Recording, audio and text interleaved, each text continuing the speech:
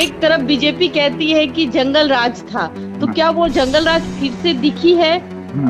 तू निकल, गाली दे दे के निकल, जल्दी बैठ, भाग, नहीं तो अभी तो सबके यही गाड़ दूंगा। शीशा से तोड़ा के अनीता देवी जिस तरीके से बात कर रही हैं कि उनके साथ मिसबिहेव किया गया, तो ये भी जांच का विषय होना चाहिए। मुझे अंदर तक नहीं जाने दिए। उनके साथ इस तरह की तरीके की बदतमीजी की गई। कल गाली गलौज करते हुए तू जल्दी से निकल, नहीं तो थोड़ा यही हम कर दूंगा सब कुछ। और रही बात अशोक महतो भी बाहुबली हैं। इतनी शोर मचाने लग गए, भागने के लिए बदतमीजी, गाली गलौज सब चीज करने लग गए और मेरे पे हमला किया है। ये देखिए, चुनाव आयोग की तैयारी थी, वो लगता है कहीं ना कहीं कम पड़ गई, या प्रशासन को पहले से अलर्ट मोड में आना चाहिए था। सुरक्षा के जो प्रबंध किए जाते हैं चुनाव में, वो और ज्यादा किए जा सकते थे, और या उन बूथों को चिन्हित किया जा सकता था, उन एरियाज को चिन्हित किया जा सकता था जिसमें इस तरह का माहौल है। अगर प्रशासन और वो चुनाव आयोग को लगता है कि यहाँ कुछ गलत हुआ है, तो वो खुद ही दोबारा चुनाव करवाएगी। और जिस तरीके से मांग कर रहे हैं तेजस्वी यादव जी, तो उनका मांग कहीं ना कहीं सही है। देखिए, मुंगेर में चुनाव संपन्न हो गए हैं, लेकिन कल बहुत कुछ हुआ। बहुत कुछ में एक जो तस्वीर सामने आई कि अनीता देवी जो प्रत्याशी थी ललन सिंह के खिलाफ, और बाहुबली अशोक महतो की पत्नी है, उनके गाड़ी को क्षतिग्रस्त किया गया। कहा गया, आरोप लगाया गया उनके द्वारा कि उन पर हमला हुआ है। और देर रात तेजस्वी यादव ने भी चुनाव आयोग से शिकायत की और ये कहा कि 26 बूथों पर मतदान प्रभावित किया गया, और जो हमारे समर्थक थे, जो लोग हमें वोट करना चाहते थे, उन्हें वोट नहीं करने दिया गया।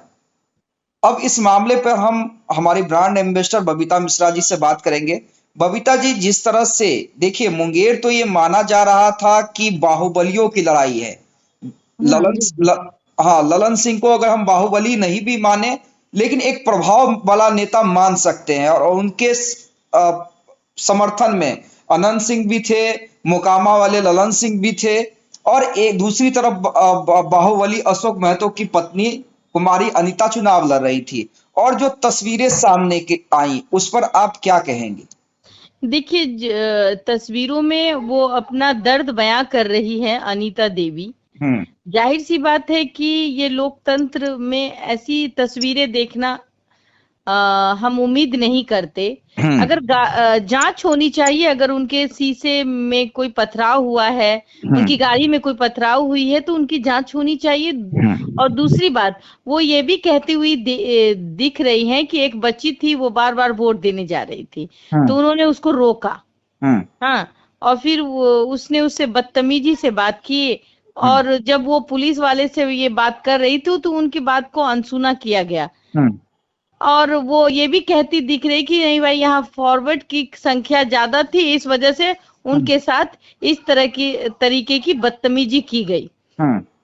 अगर ऐसी कोई बात है, तो जाहिर सी बात है, इस पे जांच होनी चाहिए। क्या वो सही कह रही है या फिर वो गलत कह रही हैं? बगैर जांच के देखिए, आरोप प्रत्यारोप ये दोनों पक्ष ही लगाएंगे। और रही बात ललन सिंह की, तो ललन सिंह भी बाहुबली थे एक समय। और अगर आज भी बिहार का माहौल इस तरीके से, और तेजस्वी यादव खुद बयान करते हैं, और उनका बयान ये आता है कि भाई बूथ को में वोट देने से रोका गया कुछ लोगों को। हाँ, धांधली का सीधा आरोप लगा रहे हैं। हाँ, धांधली का आरोप लगाया गया। इसमें कितनी सच्चाई है? एक तरफ बीजेपी कहती है कि जंगल राज था, तो क्या वो जंगल राज फिर से दिखी है? ये जांच का विषय होनी चाहिए। और रही बात अनीता देवी जिस तरीके से बात कर रही हैं कि उनके साथ मिसबिहेव किया गया, तो ये भी जांच का विषय होना चाहिए। और महिलाओं के साथ ऐसा आप ना करें तो बेहतर है। और वहां के कौन लोग थे, उनकी पहचान होनी चाहिए, जिन लोगों ने उनके साथ उनकी गाड़ियों को तोड़ फोड़ की, या फिर वो बच्ची जिसने वो बार बार वो कहती थी कि उनका वोटर आईडी कार्ड जो है वो उसने रखा है अपने पास, और वो 10 बार कम से कम जा करके दे रही है, तो इस पे भी सवाल तो खड़े होते हैं। देखिए, ये मुंगेर में तो ये पहले से पता था। गलती अगर आप प्रशासन की भी मानेंगे, क्योंकि मुंगेर में पहले से पता था कि देखिए लड़ाई कांटे की है, बैकवर्ड फॉरवर्ड का माहौल बनाया जा रहा है प्रत्याशियों के द्वारा। तो जो प्रशासन, चुनाव आयोग की तैयारी थी, वो लगता है कहीं ना कहीं कम पड़ गई, या प्रशासन को पहले से अलर्ट मोड में आना चाहिए था। सुरक्षा के जो प्रबंध किए जाते हैं चुनाव में, वो और ज्यादा किए जा सकते थे, और या उन बूथों को चिन्हित किया जा सकता था, उन एरियाज को चिन्हित किया जा सकता था जिसमें इस तरह का माहौल है।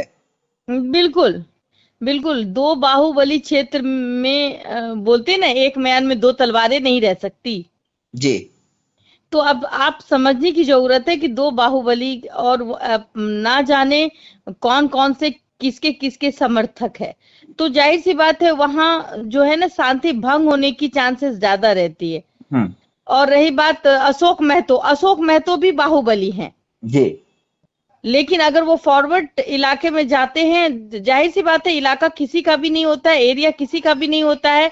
अगर उसकी पत्नी वहां जाती है, वोट डालती है, या फिर वो अपने, चूंकि वो वहां की उस लोकसभा की प्रत्याशी है, उनको भी जाने का अधिकार है। बिल्कुल। तो अगर ऐसा कुछ होता है तो ये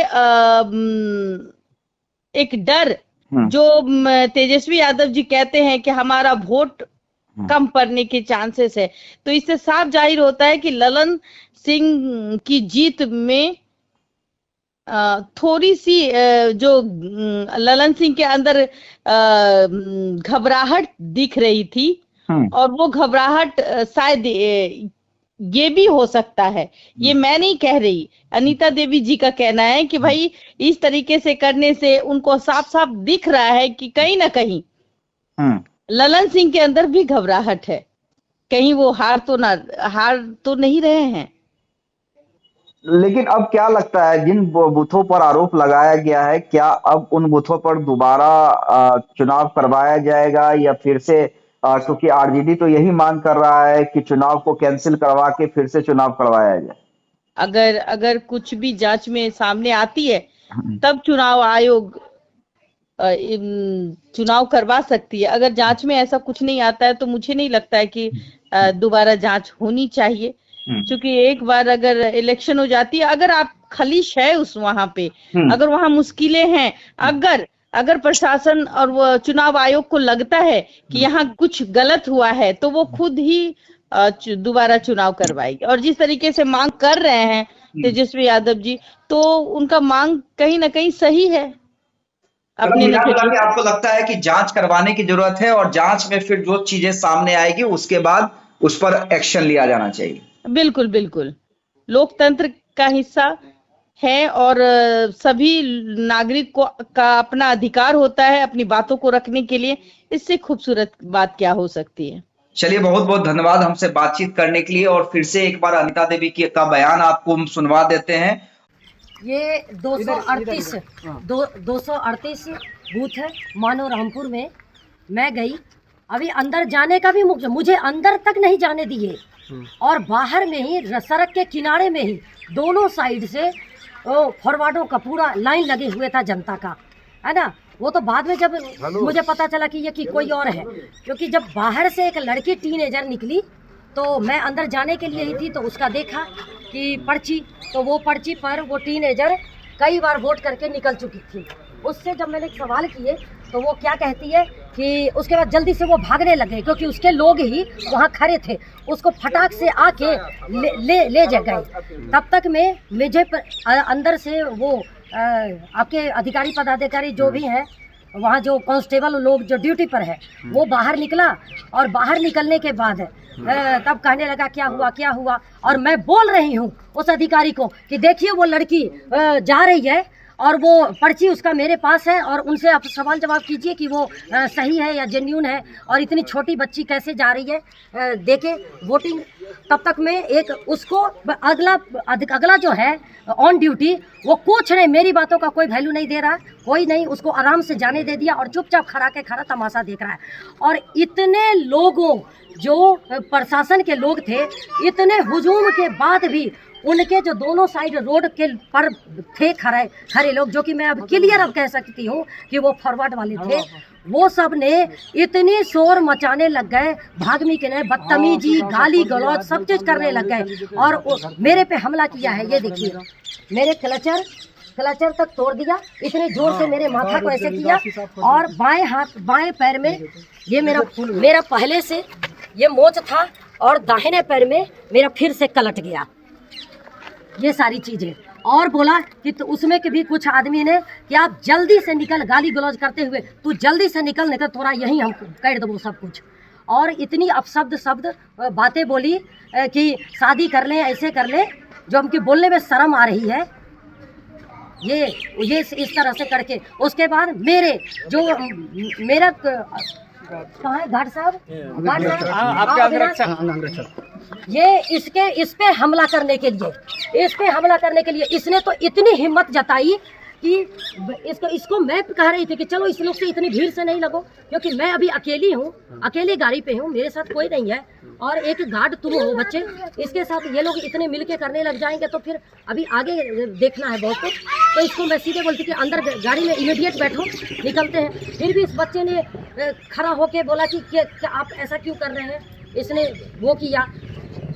उसके बाद उन लोगों ने जो किया है हम वो बोलने के लायक भी नहीं है। गंदी गाली गलौज, गंदी भद्दी बातें और रोड पे हाँ कि तू निकल, गाली दे के निकल, जल्दी बैठ, भाग, नहीं तो अभी तो सबके यही गाड़ दूंगा। शीशा से तोड़ा गया, किस चीज से हमला किया गया था मैडम?